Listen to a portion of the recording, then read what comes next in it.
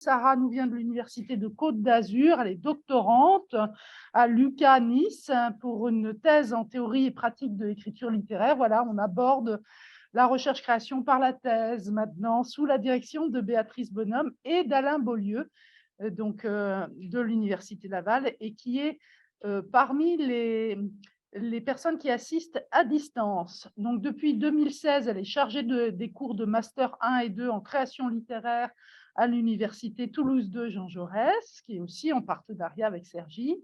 Et depuis 2021, date de la création de l'option création littéraire à l'UQA de Nice, auprès des étudiants de Master 1 et 2 lettres modernes. Alors, sa thèse est constituée d'un roman, d'un essai sur le récit de deuil chez Annie Ernaux et des extraits du journal Recherche-Création démarré en 2019. Un article qui va paraître courant second semestre 2023, donc bientôt. Bon, alors bientôt, chez Hermann, dans l'ouvrage collectif Le Vivant Mourant de mots à vie, les mots pour le dire, et un récit a été publié aux éditions Le Port d'Attache, ainsi que des nouvelles aux éditions de l'Abat-Jour, aux éditions Journal de mes paysages et sur le site Raconter la ville, le fameux site de Rosan Vallon. Voilà, et des récits sur la relation éducative dans la revue numérique des ASH. Voilà. Actualité sociale. Très bien. Parfait, très bien. À vous la parole, Sarah, pour votre communication qui s'appelle Raconter la recherche-création, récit de thèse sous le regard d'Annie Ernaux. Par une lectrice, autrice et chercheuse. Merci Anne-Marie, merci pour cette invitation. Donc, j'ai reçu cette invitation et on m'a demandé de faire le lien un petit peu entre mon travail de thèse en recherche-création avec Annie Ernaux. Donc, je me suis sentie boum, je me suis dit, oulala, comment faire le lien. Donc, j'ai fait à peu près ce que je suis le plus à l'aise, c'est l'écriture. Donc, j'ai écrit le récit de mon parcours en recherche-création, enfin, dans cette thèse en recherche-création. Voilà. Donc, je vais être une oratrice beaucoup moins brillante que mes prédécesseurs. Je vais beaucoup lire, mais voilà, parce que c'est écrit et que c'est un récit d'une recherche. Donc, raconter la recherche-création, un récit de thèse sous le regard d'Annie Ernaux. Je n'ai pas encore appréhendé toute l'étendue et la portée de l'œuvre d'Annie Ernaux. Je m'attache à l'heure actuelle, dans mon travail de thèse, à l'étude du récit de deuil, la place, une femme, l'atelier noir et bien sûr l'écriture comme un couteau pour mieux appréhender le processus d'écriture. Je ne suis pas là uniquement en tant que commentatrice et analyste de son travail, mais chronologiquement comme lectrice, comme autrice, puis enfin comme apprentie chercheuse. Une lectrice ayant rencontré tardivement les récits d'Annie Ernaux, une écrivaine découvrant un nouvel aspect de sa création, et enfin une doctorante ayant choisi comme objet d'étude un des récits de soi, celui du deuil. Ces découvertes ont eu lieu en peu de temps. La possibilité de faire une thèse grâce au contrat doctoral est arrivée peu après que je me sois intéressée en tant que lectrice et en tant qu'autrice au récit de soi. J'ai appris à aimer lire et à écrire un jeu qui me soit propre. Tout est arrivé en même temps dans un mouchoir de poche de 4 ou 5 ans. Le travail d'Annie Ernaux tient une place centrale dans mon travail de recherche et dans celui de création par ses encouragements et lectures. Le processus d'écriture est placé sous le signe de l'urgence chez moi, sous le signe du temps et du ciselage chez elle. Le regard de Madame Ernaux a existé, son écriture persiste. Là est l'articulation recherche-création. C'est là que le travail de fond opéré en moi par les lectures de Madame Ernaux est le plus visible. Son travail, du processus d'écriture aux analyses que je peux en faire, sert de fil rouge à mon travail de thèse. Pour mieux révéler ce fil rouge, il me faut partir du début, témoigner de mon parcours en recherche et en création, un parcours qui, vous le savez, s'inscrit dans un parcours de vie. Comment la littérature s'empare de la sociologie? Voici le titre initial de ma thèse. J'ai candidaté au contrat doctoral l'été 2020. J'avais obtenu en 2016 un master en sociologie en même temps qu'un diplôme en ingénierie sociale.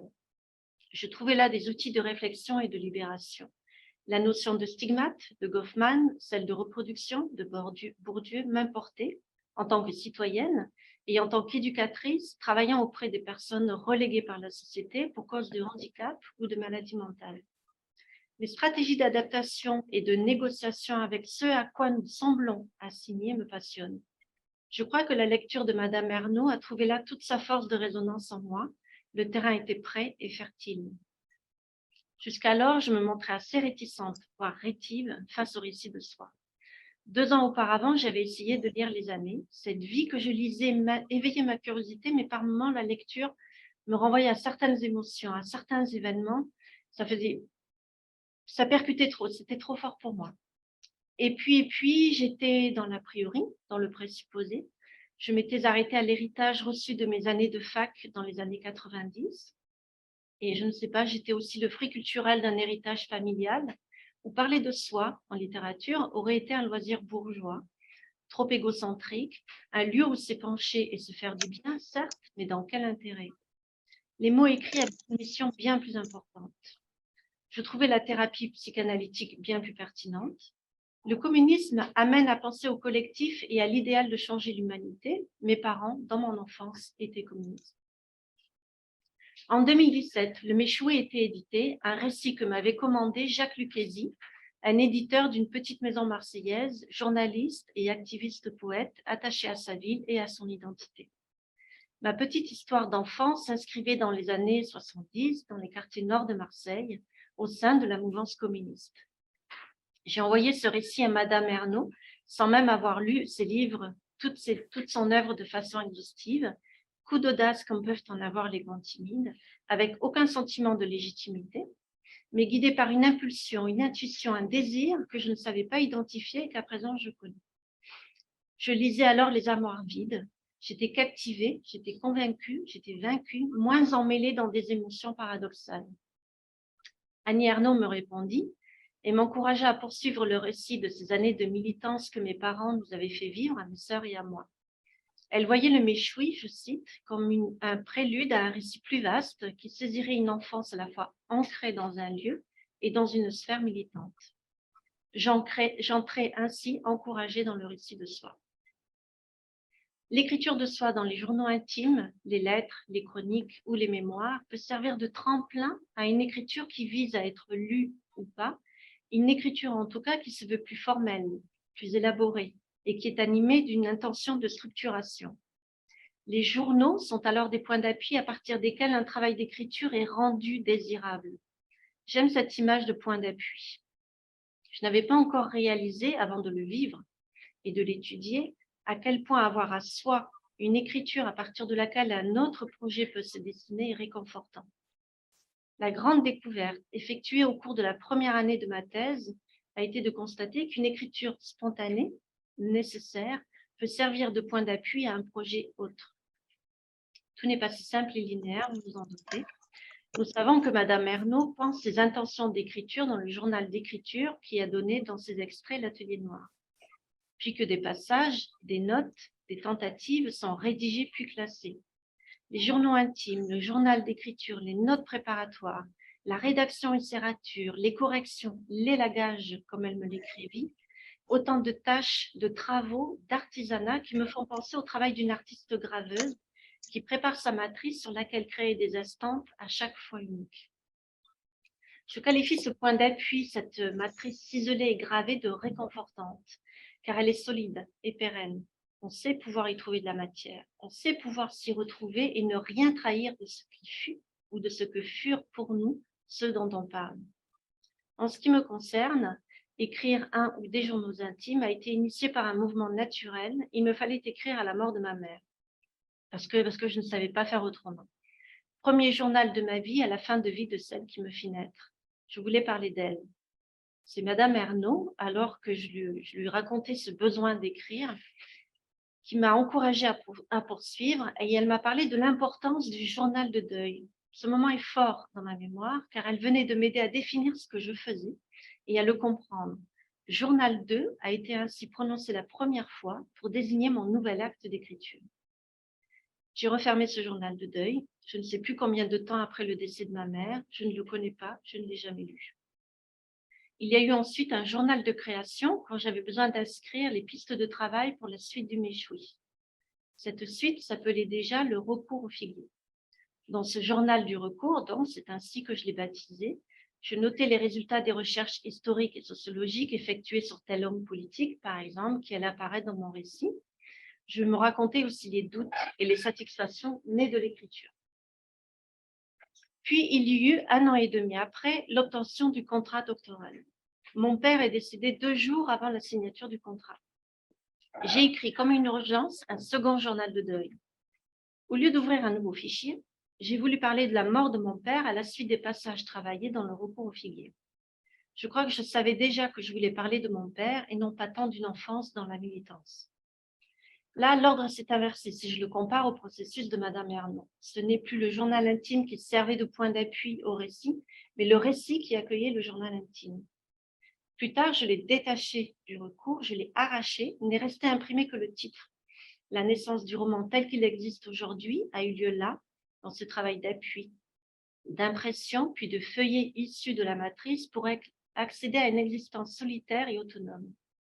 5 mois d'écriture nécessaire, fluide, réconfortante, douloureuse. J'ai mis des dates, des émotions, des événements, des pensées. Je racontais mon père, je parlais de mon père, de mon enfance auprès de lui. Je ne pouvais plus m'arrêter. Les photos, les objets, les paroles, je me souvenais, la reconstitution de sa vie. J'ai dévoyé mon propre projet. Je l'ai détourné de la littérature se nourrissant de la sociologie pour en faire une écriture de soi dans ce qu'il y a de plus intime, l'enfance et le deuil. Je suis incapable de me souvenir quand j'ai lu La Place. Pour moi, ce fut après le journal de deuil de mon père. Je ne me souviens pas de ce que j'ai lu pendant mon écriture. Je ne peux pas dater mes émotions de lectrice de ce moment-là. J'essayais de ne pas oublier la recherche. Je voulais être une bonne élève et mener création et recherche de front, peine perdue. Après 5 mois d'écriture, j'entamais avec Alain Beaulieu, romancier et professeur à l'Université Laval de Québec, le travail de structuration de la narration et de correction de toutes ces pages. Moi, je n'avais jamais écrit de roman. Les formes narratives brèves et la poésie me convenaient jusque-là. C'est là que le contrat de confiance avec la direction de thèse importe. Je lâchais prise et m'autorisais les réécritures ou les effacements, les creux et les pleins, les déliés et les continus, autant de traits d'écriture qui m'ont apporté un grand plaisir. Un travail d'artisanat précieux. Je prenais du recul dans le journal du recours. Alain Beaulieu me conseillait de garder tel fil rouge narratif. Je regimbais. Annie Ernaux m'a donné le même conseil. J'ai acquiescé. Et le plaisir que j'ai eu alors à travailler ma trame narrative m'a révélé combien cette voie était la bonne, la naturelle, alors que j'avais voulu l'effacer. Un récit devenu journal, devenant à son tour récit, la boucle était bouclée, le projet de création est fluctuant dans sa forme, mais il est tenace, il se réalise quand il est vrai, quand il est juste, quand il nous correspond, quand on l'écoute, et qu'on se laisse aller à sa réalisation, un bonheur de travail. Dans le même temps, je découvrais le processus d'écriture de Madame Ernaud, et c'est là que la recherche aurait pu venir interférer avec la création. Le pauvre recours aurait pu y perdre son alphabet à force d'être bousculé. Mais plus de peur que de mal, aucune influence n'est venue perturber la création. Elles se sont regardées et ont déclaré de concert: nous parlerons toutes les deux du récit de deuil. Je devenais une lectrice assidue, les années m'émurent, regarde les lumières mon amour, la femme gelée, les articles, j'ai tout lu. J'ai découvert dans un séminaire de Thierry Belleguic à l'Université Laval de Québec les auteurs et leurs récits de deuil. Ma réflexion s'enrichissait. Pierre Bergogneau, bien sûr, Pierre Michon, Camille de Toledo, François Bon, Lydia Flem, je pourrais vous en citer. Une fois posé l'objet de la recherche, il a fallu définir le corpus. Les 2 récits de deuil de Madame Ernaud étaient une évidence, un plaisir gourmand d'avance. Je venais de tomber en amour avec La Place, bien plus qu'avec une femme. J'étais heureuse que ces 2 récits existent. Plus je les lisais et plus j'y découvrais ce qui m'attirait. Le témoignage, la recherche de la justesse, du vrai, le respect, l'éthique de l'écriture qui ne doit pas trahir, l'affection, la fidélité. Et j'assistais avec plaisir à cette relation amicale et respectueuse entre la sociologie et la littérature. Le titre initial de la thèse se justifiait. Je trouvais cette lecture attachante, intéressante, mais aussi émouvante, littéraire. J'étais émue, ça je ne m'y attendais pas. Pour résumer, j'étais en pays, comme on dit chez moi. J'étais décomplexée aussi, et c'est là un autre des points importants de ma découverte comme autrice, comme lectrice d'Annie Ernaux et comme chercheuse. L'art et les sciences sociales ont à se dire, à dialoguer, à s'enrichir. J'avais lu Ivan Jablonka, J'avais lu des sociologues qui parlaient d'eux-mêmes inscrits dans leurs recherches, en s'interrogeant par exemple sur leur subjectivité. J'avais écrit mon mémoire de recherche en utilisant dans certaines parties la première personne du singulier. Le jury de sociaux m'avait trouvé illittéraire. Mais là, c'était différent. Le je devenait son propre sociologue. Je restais avant tout une écrivaine apprenant à travailler un récit à partir d'un journal intime. J'étais une lectrice découvrant l'écriture de deuil, mais pas encore tout à fait une chercheuse. Je vois dans le journal du recours la recherche qui prend peu à peu le devant de la scène. Des questionnements, des constats, des enthousiasmes, des difficultés, des pistes de recherche. J'ai essayé de répondre aux attentes de l'institution universitaire. La fin de la seconde année de thèse me trouve abasourdie. Je quitte le recours au figuier, je m'interdis d'y travailler encore et je me sermonne. Il va falloir y aller, tu n'as pas les outils, tes études littéraires sont loin, tu n'es pas sûr de toi, mais il faut y aller. Et laisser le recours a été le plus difficile. Comme me l'écrivit Annie Ernaux, il y a un grand plaisir à rester dans son texte, et moi je serais bien restée là. Là encore, Madame Ernaux est venue m'aider en désignant mon travail de création et en le qualifiant de récit de transmission. Cette fois, j'étais prête à oser, à développer mes thèses. Béatrice Bonhomme, professeure à l'UCA de Nice, m'a rassurée et donné des outils. En tant qu'écrivaine et accompagnatrice des étudiants dans leur création, je me suis attachée au début de ma recherche au processus d'écriture. J'étais en terrain connu. Très vite, j'ai été frappée par le rapport au temps qu'Annie Ernaux entretient dans sa création, la distance, l'espace qu'elle ménage pour ses travaux d'écriture. Elle s'impose une certaine temporalité, à moins que ce temps long ne s'impose à elle. Je m'interrogeais sur le fait que la place ait été écrite si loin du temps du deuil. Je n'ai de cesse de découvrir que la temporalité dans l'écriture du deuil n'est pas la même pour tous. Annie Ernaux écrit dans son journal au moment du décès, en 67, pour son père. Elle a essayé la création d'un roman, elle l'a abandonné, tenté de nouveau, pour finalement, l'hiver 80-82, tenir son premier journal d'écriture qui l'aidera à sortir de son désarroi et à se connaître mieux dans son process d'écriture. La place est son 4e roman publié, celui qui grave dans nos esprits, encore une histoire de gravure, la langue Ernaux, et où elle trouve la structure narrative de son récit centré sur la vie de son père. Un témoin, comme on en utilise en science, celui par lequel une loi générale peut être définie, un parcours de vie dans un contexte socio-historique défini. La publication d'une femme en 87 est plus contemporain de l'écriture de deuil, peut-être, parce que là, elle avait sa langue et sa structure narrative déjà éprouvée dans la place. Il y avait sans doute moins de recherche et de tâtonnement. Il existe un autre exemple du temps long entre l'écriture du deuil et sa mise en récit publiable. La mère d'Albert Cohen est morte le 10 janvier 1943. Le livre de ma mère a été édité en 1954, à 11 ans d'intervalle. Il y a bien eu un avant-texte au livre de ma mère. En exil à Londres, Cohen avait déjà publié entre juin 1944 et mai 1944 4 textes successifs intitulés Chants de mort 1, 2, 3, 4, qui constituent l'ébauche du livre de ma mère. Des ébauches comme chez Annie Ernaux. Peut-être parce que le travail du deuil impose tâtonnement, répétition et échappatoire déceptif, comme nous le dit Jérôme Cabot dans son article sur l'écriture du deuil chez Albert Cohen. Autre temps encore, à la mort de celle qu'il appelle Mam, le 25 octobre 1977, Roland Barthes est anéanti. Le lendemain, il entame un journal de deuil composé de 330 feuillets. Roland Barthes nous donne à lire à la source même, au jaillissement dans son journal. C'est une publication à titre posthume en 2009, hors de son regard. La temporalité est là encore différente. Le temps est blanc, étal, marqué par cette double rencontre de deux absents. Quelle valeur a le temps pour chacun d'eux? Le temps de la maturation, le temps du travail de l'inconscient qui balaye devant sa porte et nous donne alors accès à la création littéraire. Son appréhension est naturelle et individuelle. La temporalité est différente, mais la source est la même. L'écrit quotidien de la douleur de la perte, l'écrit régulier des souvenirs, l'écrit du bonheur à vivre aussi. Si j'essaye de comprendre ce rapport à la temporalité dans le processus créatif, je lis l'Atelier noir, j'utilise mon empathie et mon imagination, et je puise aussi dans ma propre expérience.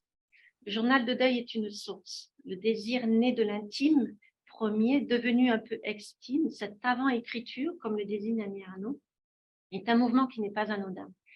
Il s'agit de faire de ce dialogue de soi à soi, comme une analyse sans thérapeute, une parole dans sa matière brute, libre de tout souci d'un lecteur éventuel.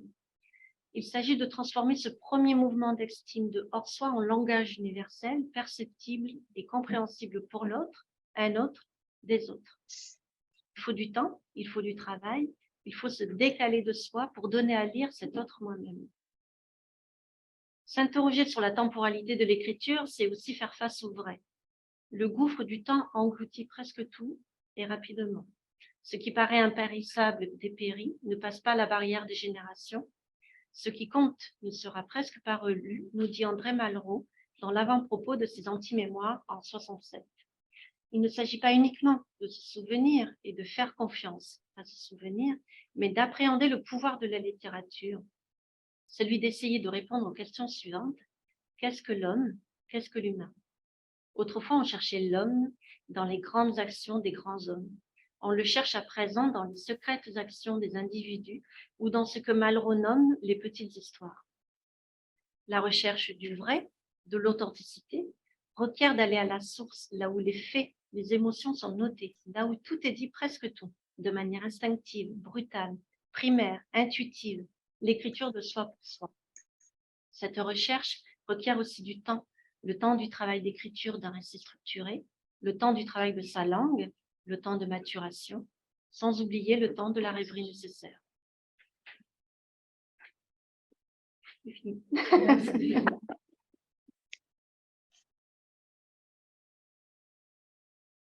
Dialoguer, Alain Beaulieu nous entend. Donc, on va Oui, bien sûr. Là. Alors non, on a désactivé ton son. On vous entend plus. Voilà. Ah, là, normalement, je devrais être là. Oui. Tout à fait. Et on l'épingle pour tout le monde. Donc voilà. Alors il faut vous décaler. Écoutez, d'abord, vous dire mon plaisir d'être là. C'est un plaisir renouvelé de revoir voilà, des amis, hein, Anne-Marie, Violaine, ça. Et mon plaisir aussi de revoir, évidemment, Sarah, avec laquelle j'ai des échanges, évidemment, mais toujours un peu comme ça, hein, c'est-à-dire par Zoom ou voilà. En tout cas, ça pour vous dire que ben, j'ai pas préparé je vais faire ça court, hein, puis je n'ai pas préparé non plus de présentation, mais d'abord vous remercier de vos présentations respectives. Vous aurez compris, vous savez tous que je ne suis pas un spécialiste d'Annie Ernaux. J'ai lu pas mal ces livres, sans doute pas tous, là, mais en tout cas, tous ceux dont on a parlé, je les ai lus, je les connais. J'ai lu aussi L'Atelier noir et L'écriture comme un couteau. Donc, c'est une œuvre que je connais, mais pas comme pour l'avoir étudiée de manière plus exhaustive que ça, là. Mais sinon aussi, dans ma relation avec Sarah, évidemment, ça m'a amené à approfondir tout ça un petit peu aussi. Je vais revenir, si vous le permettez, je vais parler 5 minutes, là. Je vais revenir sur ce que nous a dit Violaine pour mettre ça en lien, dans le fond, avec le travail que fait Sarah, puis que nous faisons un petit peu aussi ensemble. Violaine nous disait que Mémoire de fille, dans le fond, pour elle, c'était un peu le modèle de la recherche-création, si on veut. Et je dirais que c'est un modèle parmi d'autres, hein, parce que si on essaie de définir la recherche-création, je ne sais pas si vous avez le goût de vous lancer dans ça, mais c'est une belle entreprise, mais à la fois stimulante, mais aussi qui nous mène à faire des nuances qui sont importantes, je dirais, pour tous ceux qui s'intéressent à cette question-là, là. Mais je dirais qu'il y a un certain danger, je pense, à essayer d'établir je sais que ce n'est pas ce que tu voulais faire, Violaine, là, mais d'essayer d'établir des modèles qu'on pourrait établir comme étant le modèle, alors que c'en est un en particulier, parce que la recherche, quand on essaie de mettre la recherche en lien avec la création, j'ai l'impression qu'on parle de beaucoup de choses en même temps, c'est-à-dire qu'on parle à la fois de la recherche qui est préalable à la création, on parle aussi de la recherche qui est inscrite dans la création, un peu ce dont on a parlé aujourd'hui, en particulier pour ce qui concerne l'œuvre d'Annie Ernaux. Mais on pourrait parler aussi de la recherche qui est postérieure à la création. C'est un modèle qu'on utilise beaucoup chez nous aussi, c'est-à-dire qu'on c'est à partir de la création qu'on va développer, dans le fond, une certaine recherche. Donc, et même dans la définition même de la recherche pour le créateur, bien, on a parlé beaucoup aujourd'hui de recherche mets ça entre guillemets, mais autobiographiques, c'est-à-dire les journaux intimes, les journaux qui nous permettent de parler un peu de de faire un retour, ou en tout cas de nous intéresser à notre propre travail. Et il y a aussi la recherche. C'est pas bon?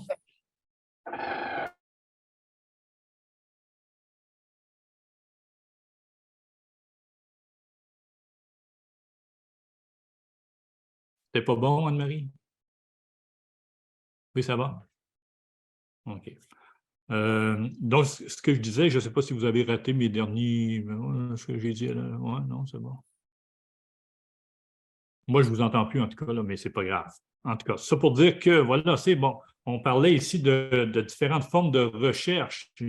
Bon, la recherche autobiographique, mais il y a aussi cette recherche-là altéritaire, si on veut, c'est-à-dire la recherche qui fait en sorte que le moi s'inscrit dans quelque chose de plus grand que lui, c'est-à-dire s'inscrit dans une communauté. Puis j'ai l'impression qu'avec Sarah, c'est ce qui s'est produit avec plusieurs de nos étudiants en recherche-création d'ailleurs.